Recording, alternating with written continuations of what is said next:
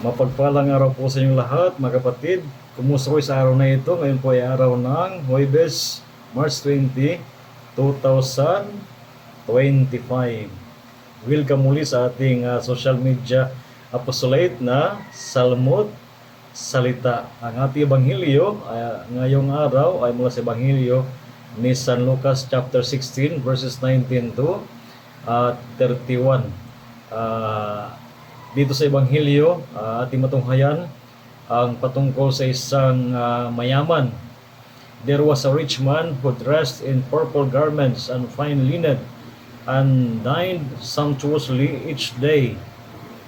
And lying at his door was a poor man named Lazarus, covered with sores, who would gladly have eaten his fill of the scraps that fell from the rich man's table. So ito yung dalawang larawan sa ebanghelyo. May isang mayaman na talagang lagi nagpipista araw-araw, at sa pintuan naman sa bahay ng isang mayaman ay may isang mahirap na nag-aantay lamang ng pagkain na mahulog sa misa ng isang mayaman. At sa kalaunan, ang mahirap na ito, si Lazaro, ay namatay at sumunod naman din ang isang mayaman. At ano nangyari sa kabilang buhay? Ang mahirap na si Lazaro ay naroon sa magandang kalagayan. Kung sa mundo siya ay naghihirap, sa kabilang buhay ay maganda ang kanyang kalagayan. Subalit yung mayaman naman sa mundo, grabe ang kanyang pagpipiesta, ang kaligayahan ng kanyang naranasan. Subalit sa kabilang buhay, siya ay lubhang naghirap. Ano kaya ang problema? Ano kaya ang problema?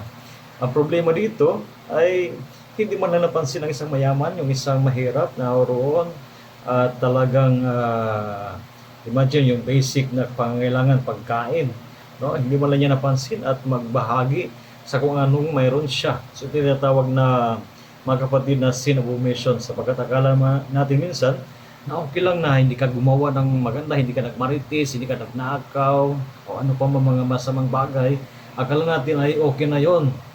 Isa pala sa mga mahalagang gawin natin ay lumingon din sa mga tao na nangangailangan. Kung ikaw naman ay mayroong kaya, o kahit naman anong mayroong konti na maaari mong itulong sa mga higit na nangangailangan, ito ay kalugod-lugod ay makatulong sa atin upang tayo ay talagang makita ng Panginoon na tayo ay mayroong pagmamahal sa ating kapwa. Kaya sana ang ating mga kawanggawa ay hindi lamang makita sa mga pagtulong, datapwat ay makita natin, masilayan natin ang Panginoon sa ating mga kapatid, lalo na sa mga higit na nangangailangan. So pagpalain kayo mga kapatid sa araw na ito, at naway sa ating mga kawanggawa ay mas lalo lumalim ang ating pagmamahal sa ating kapwa, at higit lahat sa ating Panginoon na nagmamahal sa atin ng lubos. So again, a blessed day sa inyong lahat, at iingat kayo sa araw na ito. And of course, salamat sa inyong suporta sa ating social media apostolate, at